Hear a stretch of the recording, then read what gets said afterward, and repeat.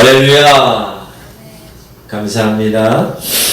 오늘 고린도후서 11장 말씀, 우리 10장, 11장, 12장 이쪽은 사도 바울 목사님이 자기 자신을 변호한다고 말씀을 드렸어요.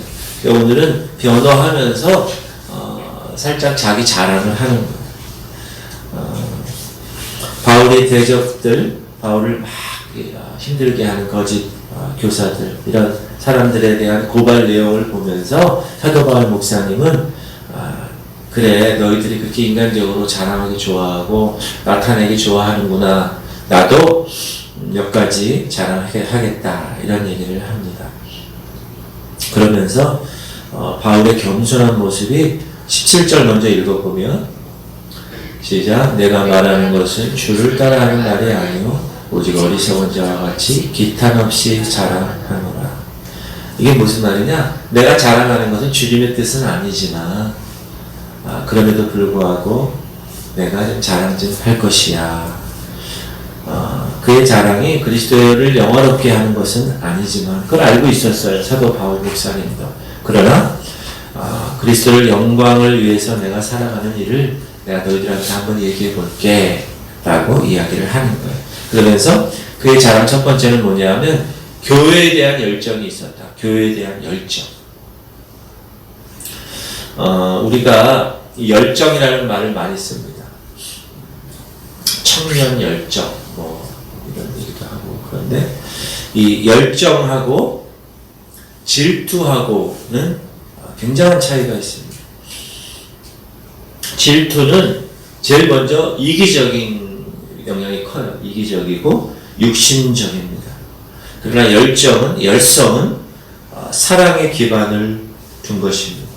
그리고 자기의 유익보다는 다른 사람의 유익을 구하려고 애를 쓰는 그러한 면이 더 큽니다. 남편이 아내에 대해서 열정을 내는 것, 목회자가 교회를 위해서 열정을 내는 것, 그것은 정당하고 그것은 당연히 그렇게 해야 될 일입니다. 우리가 구약시대 하나님의 백성들을 하나님의 아내라고 얘기했어요. 아내. 구약성경을 읽어보면 그 택한 하나님의 백성들 이스라엘 나라를 아내라고 얘기하면서 계속 얘기하는 게 뭐냐면 음행에 관해서 얘기해요. 음행. 너희들이 하나님인 나를 버려두고 다른 이방신들을 섬기는 것은 아내인 너희가, 여러분 결혼하면 자기 남편만을 바라보고 남편과의 관계를 통하여서 살아나가는 것이 당연한데 자꾸 이웃 아저씨 집에 간다. 그게 계속 이야기하는 아수르라는 나라, 바벨론이라는 나라, 또 여러 이방 나라의 우상들을 섬기는 것.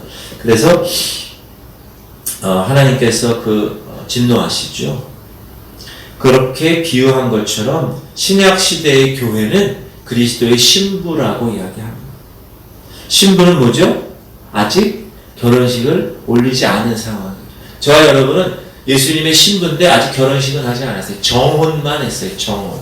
이스라엘 결혼에 관해서 나중에 제가 말씀드릴 수 있겠는데 지금으로 얘기하면 우리나라로 얘기하면 약혼 같은 거. 그러나 결혼의 어떤 법적인 거는 그대로 유지되는 거. 그것이 약혼하고 좀 다른데 정혼이라는 거는. 그러고 나면 정혼하고 나면 신랑이 신부를 위해서 집을 마련해 보러 가요. 그리고 신부를 위해서 집을 마련하면 다 마련했어요. 그러면 신랑 아버지가 야 이제 신부를 데려와 하는 그 시간까지는 절대 둘이 만날 수가 없어요. 그래서 신부 아버지가 때가 되면 신랑한테 얘기하는 거예요.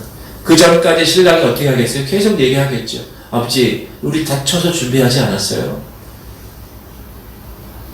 안 된다. 아직 아니야. 그럼 신랑은 기다려야 되는 거야. 그러다가 나중에 신부 아버지가, 신랑 아버지가, 야, 이제 신부 데려와도 좋아. 그러면 신랑이 이제 기뻐서 막 소리를 내고 나팔을 불면서 들러리들과 함께 오는 것. 그것이, 이스라엘의 정혼의 관계랍니다.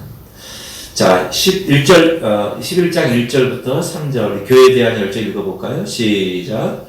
원하건대 너희는 나의 좀 어리석은 것을 용납하라. 청하건대 나를 용납하라.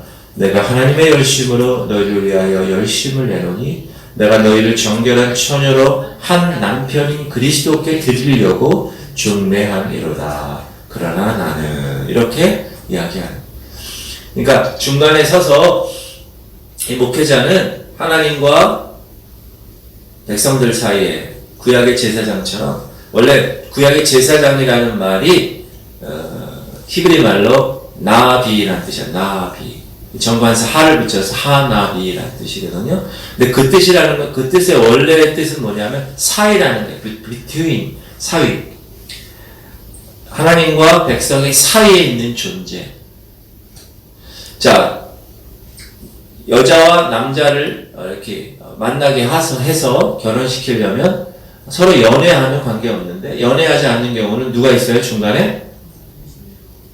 매치메이커. 중매자가 있어요. 중매자가.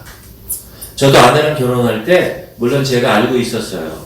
아내는 반주자였고 저는 지휘자였고, 그리고 제가 여러 가지 많은 일들을 이렇게 감당하는 그 중에 한 명의 반주자였기 때문에, 그래서 그리고 제 후배였기 때문에 학교에서 그래서 제가 공부 열심히 하니 이런 식으로 하다가 이제 나중에 어느 집사님이 중매를 섰어요. 그 다음부터는 이제 관계가 결혼할 수 있는 그런 관계가 되는 것처럼 사도 바울 목사님이 얘기하는 거예요. 내가 열심을 내는 거야. 왜? 교회, 신부 성도인 교회와 하나님과의 관계를 해서 내가 너를 중매하는 거야. 이렇게 얘기합니다. 그래서 바울의 소망은 뭐였냐면 이 교회 공동체가 순수하게 보존되길, 거짓 교사들이나 거짓 이단들로부터 순수하게 보존되고 세상의 교리, 세상의 삶과 자유롭게 이 교회가 순수하게 설 수 있도록 그렇게 보존했다. 구약에서는 거짓 신들을 따라간다면 이 신약에서는 이방 신들, 그걸 간음으로 비유하죠. 간음. 야고보서에 보면 이런 말씀이 있습니다. 시작. 간음한 여인들아, 세상과 벗된 것이 하나님과 원수됨을 알지 못하느냐. 그런즉 누구든지 세상과 벗이 되고자 하는 자는 스스로 하나님과 원수되는 것이니라. 세상으로 나가는 것을 간음하다고 얘기를 합니다. 우리는 신부이기 때문에. 교회가 유혹에 빠지는 경우가 있는데, 오늘 본문에 보면 3절 보면 3절 읽어볼게요. 시작. 뱀이 그 간계로 하와를 미혹한 것 같이 너희 마음이 그리스도를 향하는 진실함과 깨끗함에서 떠나 부패할까 두려워하노라. 우리 창세기 3장 우리가 배웠죠? 하와의 마음을 뱀이 와서 속여서 부추겨서 죄를 짓게 하는 것처럼 성도들에게 있어서 그런 거짓 교사들, 그런 유혹이 있을 것이야. 진리로부터 너희들을 이렇게 멀리 떠나가게 하는 그런 세력들이 있을 것이야. 자, 4절. 만일 누가 가서 우리가 전파하지 아니한 다른 예수를 전파하거나, 혹은 너희가 받지 아니한 다른 영을 받게 하거나, 혹은 너희가 받지 아니한 다른 복음을 받게 할 때에는 너희가 잘 용납하는구나. 그런데 실제로 사도 바울 목사님이 이야기하는 그 진리는 받아들이지 않으려고 그러는구나. 5절. 나는 지극히 크다는 사도들보다 부정한 것이 조금도 없는 줄로 생각하노라. 고린도 교회 성도들은 뭐라고 그랬죠? 계속해서 사도 바울 목사님의 사도권을 부인하고 막 비판했다고 그랬잖아요.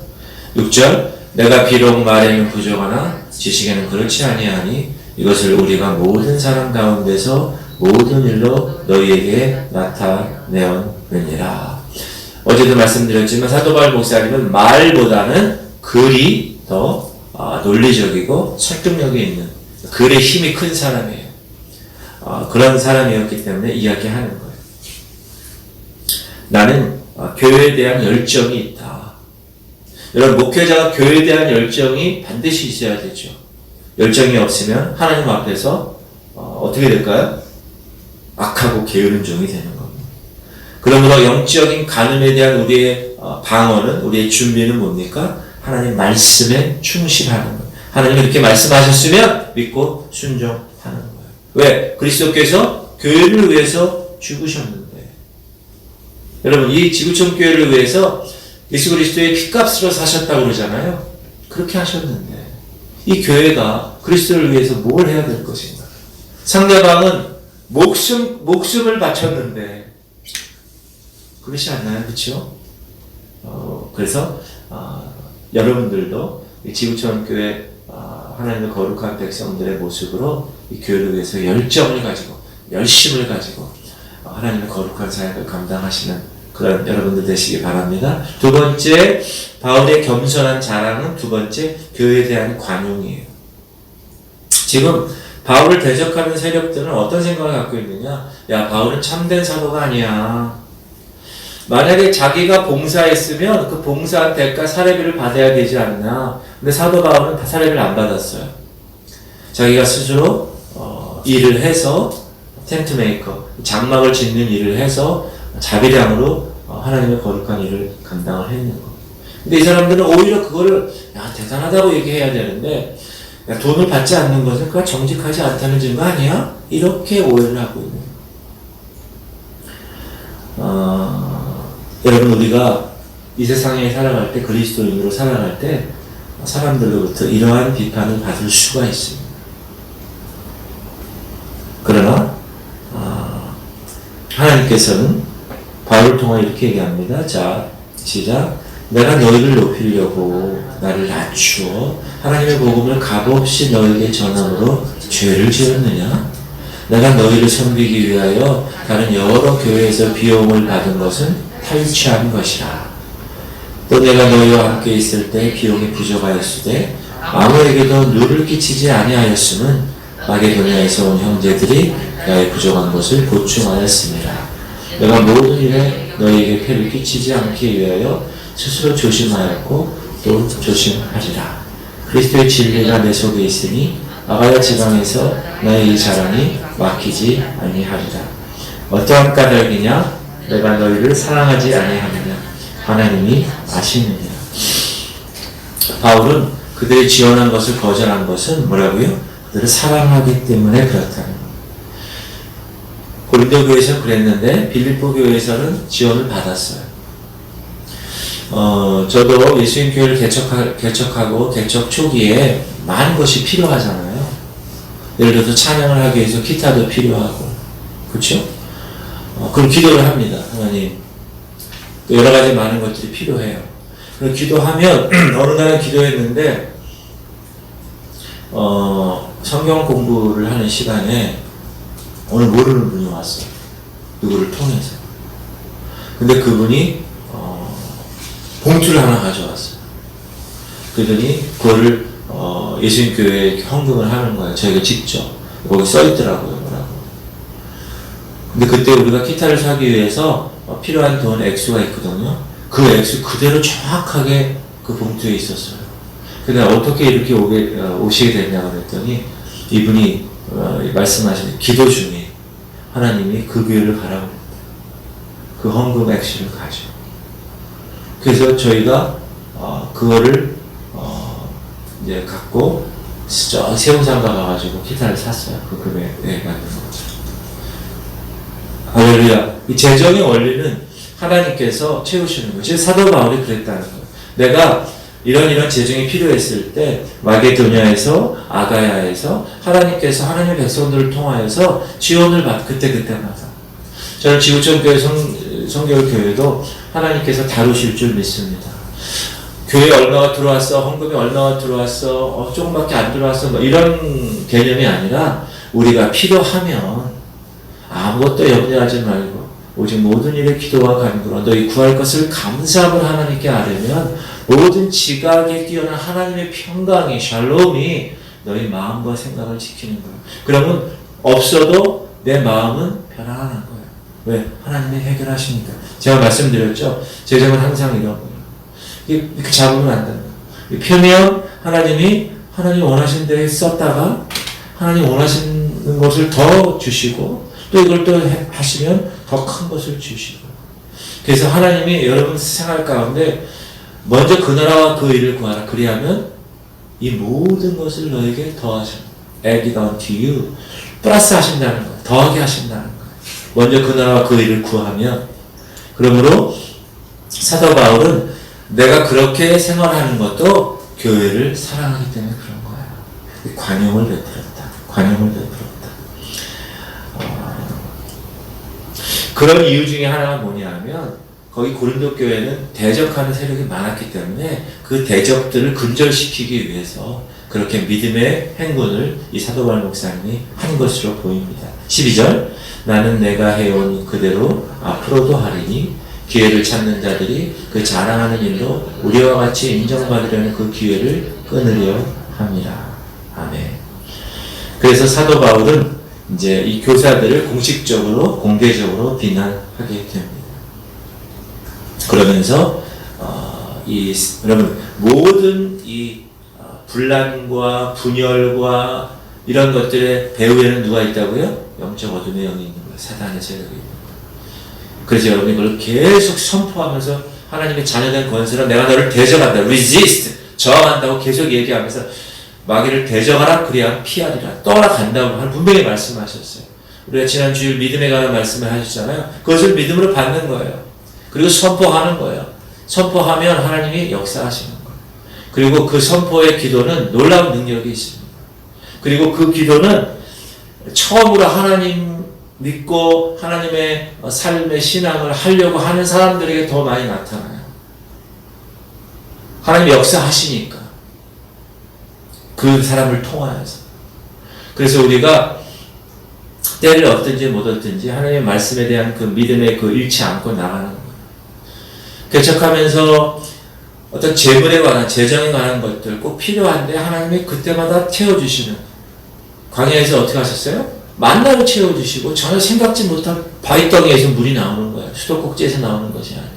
우리의 생각을 뛰어넘는 거예요. 우리의 상상력을 뛰어넘는 일들을 통하여서 하나님이 다루시는 거예요.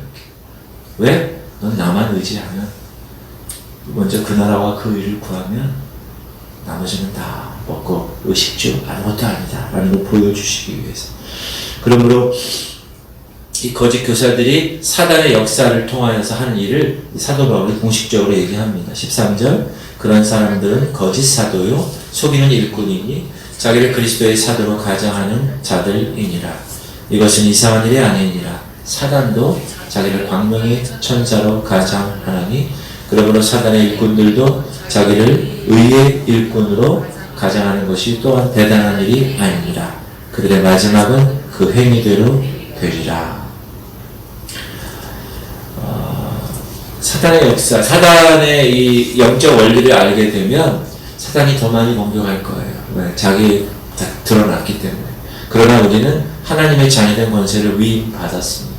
제가 그 영적인 그 그림 보여드렸잖아요. 광물 위에 식물, 식물 위에 동물, 동물 위에 사람, 사람 위에 사단, 사단 위에 천사, 천사 위에 다스리는 하나님의 영.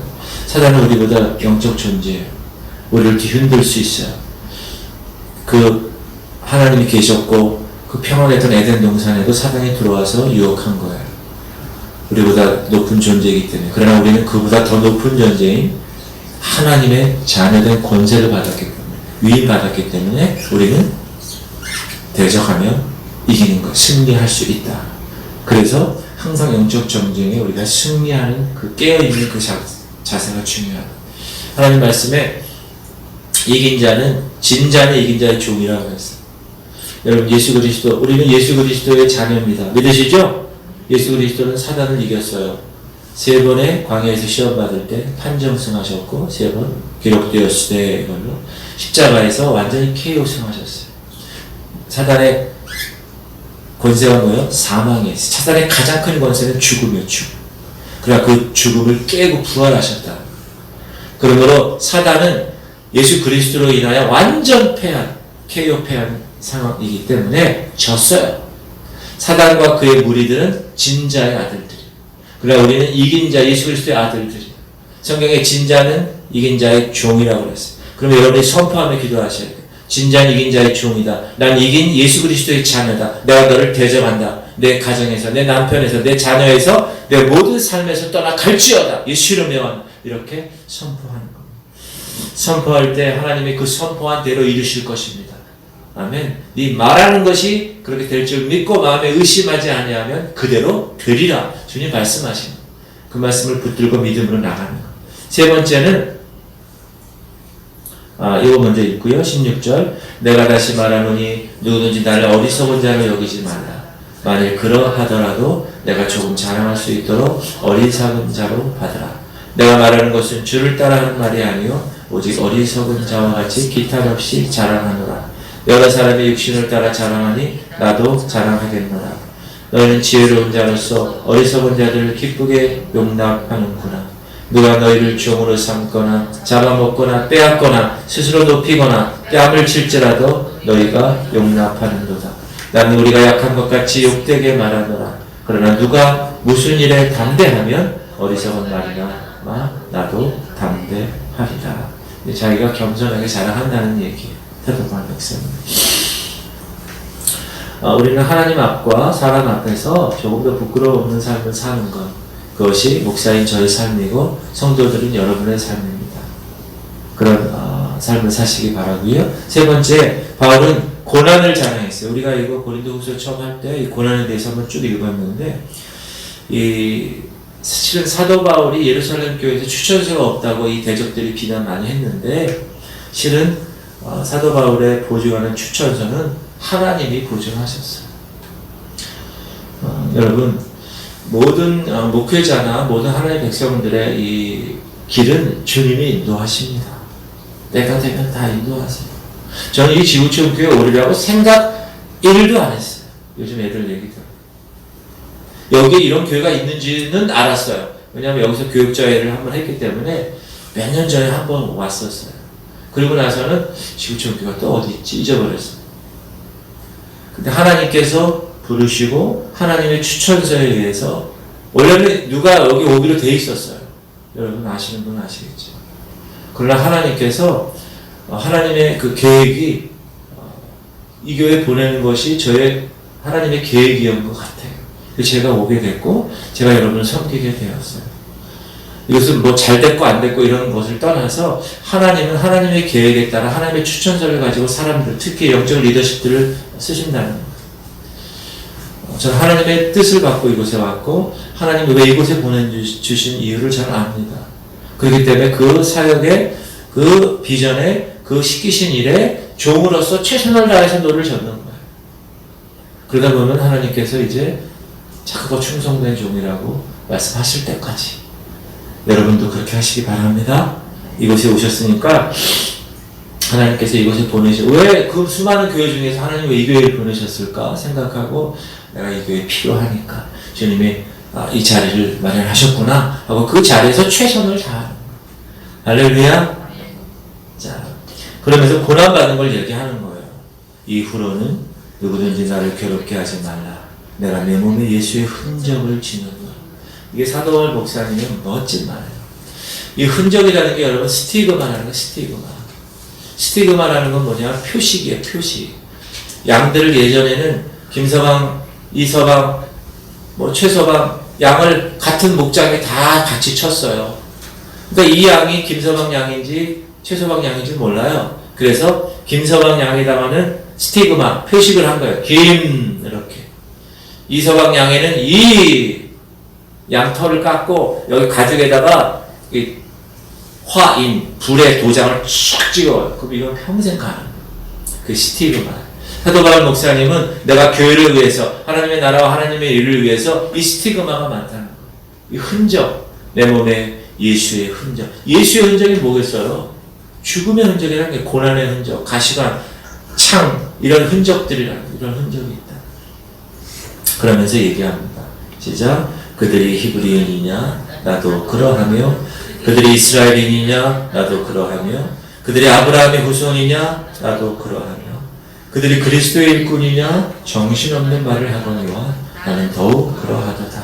내가 수고를 넘치도록 하고 옥에 갇히기도 더 많이 하고 매도 수없이 맞고 여러 번 죽을 뻔하였으니 유대인들에게 40에서 하나 감한 매를 5번 맞았으며 39대의 채찍을 맞았다는 5번.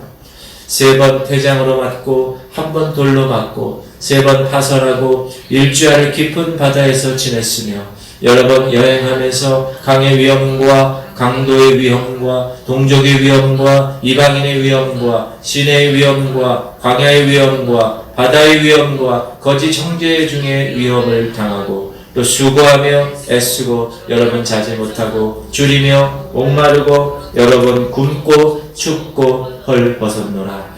이 외에 일은 고사하고 아직도 날마다 내 속에 눌리는 일이 있으니 곧 모든 교회를 위하여 염려하는 것이다. 사도 바울 목사님은 그렇게 고난 당했음에도 불구하고 그 교회를 위해서 계속 염려하는, 우리 성도들이 영적으로 잘하고 있는가, 혹은 세상의 유혹에 덫에 걸리지 않는가, 이런 일들. 29절, 누가 약하면 내가 약하지 아니하며 누가 실족하게 되면 내가 애타지 아니하더며 내가 부득불 자랑할진대 내가 약한 것을 자랑하리라. 우리가 사람들 외모로 판단할 때는 주로 어떻게 판단하느냐면 그 사람이 석박사를 어디서 했어? 어느 대학에서 했어? 무슨 학위가 있어? 혹은 상 받은 사람, 그 사람 노벨상을 받았대? 이야. 그러면 어떻게 해요, 우리가? 존경의 표시를 합니다. 야, 저 사람 저 분야에서 최선을 다해서 세상에서 가장 큰 노벨상을 받았네? 이렇게. 그러나 사도 바울 목사님은 그의 몸에 예수 그리스도의 표를 지니고 있다고. 그 표는 뭐죠? 고난의 표다. 왜 바울이 고난을 받았습니까? 그 이유는 잃어버린 영혼들을 위해서 복음을 전하다가 고난을 받은 거예요. 여러분, 사도 바울 목사님 때하고 지금하고 얼마나 많이 달라졌어요. 지금 우리의 현실을 보세요. 그런데 사도 바울 목사님 때는 자동차가 있었을까요? 전도하러 갈 때 기타 틀면서 겨울에 비행기가 있었을까요? 비행기도 없었어요. 핸드폰이 있었을까요? 카톡이 있었을까요? 아니요. 복음을 전하기 위한 도구들은 사도 바울 시대와 지금은 비교가 되지 않습니다. 그러나 지금 우리는 그런 문명의 이기를 이렇게 혜택을 받으면서 살면서 얼마나 우리 삶에서 복음을 전하고 있는가. 복음 때문에 여러분 얻어 터진 적 있으세요? 그럼 감사하셔야 돼요. 그게 예수의 흔적이에요. 복음 때문에 여러분 감옥 가신 적 있어요? 복음 때문에 우리가 손해보는 거 있습니까? 가끔씩 손해볼 때는 있죠. 그럴 때 여러분 기뻐하셔야 돼요. 그것이 내 몸의 흔적이 되는 거예요. 고난으로 인하여. 할렐루야. 오늘 본문을 읽어보면 저는 이 사도 바울 목사님 앞에 고개를 들 수 없을 것 같아요. 야, 저 시대 매일 걸어서 그 더운 날 그렇게 복음을 전했는데 바울에 있어서는 가장 무거운 부담감은 교회를 돌보는 거예요. 야, 이 양떼들을 하나님 맡기셨는데 이들에게 양떼를 먹이고 잘 키우는 거 내가 최선을 다해야지. 사단의 공격들, 늑대와 이리의 공격들로부터 내가 이들을 지켜야지. 그런 부담감이 있었다. 부담감. 그리고 32절은 이런 얘기예요. 31절, 주 예수의 아버지 영원히 찬송할 하나님이 내가 거짓말 아니하는 것을 아시느니라. 거짓말 아니라는 거예요. 하나님 보탠도 없다는 거예요. 나 고난받는 거에 대해서. 다메섹에서 아레다 왕의 고관이 나를 잡으려고 다메섹 성을 지켰으나 나는 광주리를 타고 들 창문으로 성벽을 내려가 그 손에서 벗어난 것. 이거는 사도행전에 나오는데 제가 찾아봤어요. 사도행전 9장에 이런 말이 있습니다. 여러 날이 지남에 유대인들이 사울을 죽이기를 공모하더니 그 계교가 사울에게 알려지니라.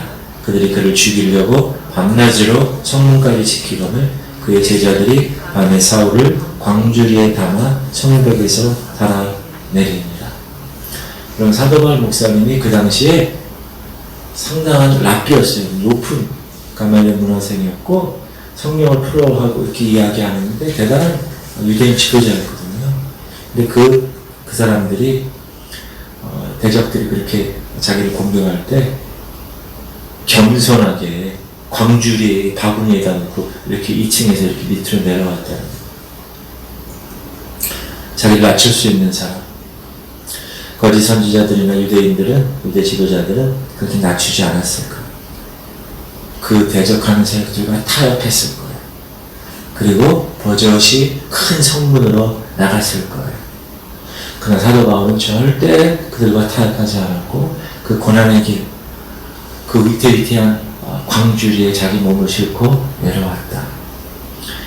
사도 바울의 사역은 첫날부터 마지막까지 고난이었다. 고난. 여러분, 디모데 후서에 이런 말씀이 있습니다. 무릇 그리스도 예수 안에서 경건하게 살고자 하는 자는 박해를 받으리라. 왜? 예수님 때문에 받는 박해.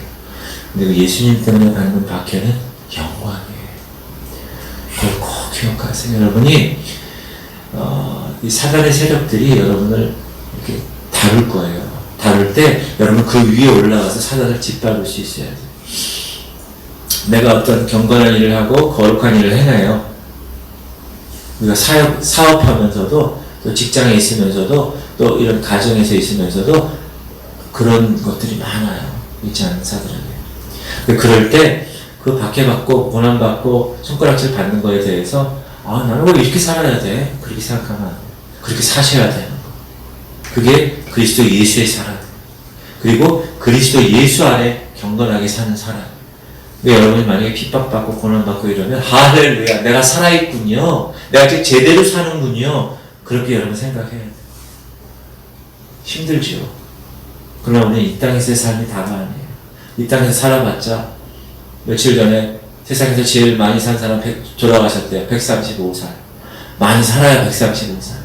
그러나 우리 영원토록 하나님과 함께 살 그 영원의 시간이 우리에게 주어진 것을 알면 이 땅에서 너희가 받는 이 땅에서 받는 환난은 잠시다. 그러나 저 영광은 영원하다. 하늘의 영광과 좋게 비교할 수 없기 때문에 난 이 길을 택한다. 그렇게 살아가는 하나님의 백성들 되기 바랍니다. 할렐루야.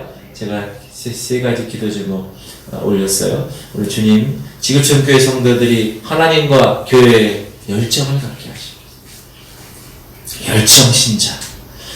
두 번째, 주님, 지구촌 교회 성도들이 교회를 섬기는 데 있어서 좀 관용을 가지고 좀 베풀면서 좀 이해하면서 넉넉하게 교회를 섬기게 하시고, 주님, 지구촌 교회 성도들이 거룩하게 살면서 받는 고난, 그런 박해를 철저하게 삶 가운데서 체득하게 하시옵소서. 그렇게 여러분 훈련 받으면 이제 우리는 조금의 어떤 유혹이나 덫에도 걸리지 않고 넘어지지 않는다. 할렐루야. 그런 여러분들 되기를 주의 이름으로 축원드립니다. 우리 주님 이름 한 번으로 통성으로 기도합시다. 주여, 하나님 오늘 이 새벽도 하나님의 거룩한 말씀을 우리에게 주시는 감사합니다. 사도 바울 목사님 그렇게 교회의 열정을 가지고 그 교회 목숨 걸고 아버지 내 몸에 예수의 흔적을 가졌노라고 그렇게 얘기할 정도로 하나님 여러 가지 고난과 박해를 받았습니다. 그러나 그는 그렇게 얘기합니다. 내가 약할 때 강합니다. 하나님, 내가 부득이 약한 것을 자랑한다. 하나님, 우리의 모든 자랑이 내 모든 삶에 아버지 하나님의 죄가 되지 않도록 겸손하게 하나님의 것을 자랑할 수 있도록 주님 역사하여 주시옵소서.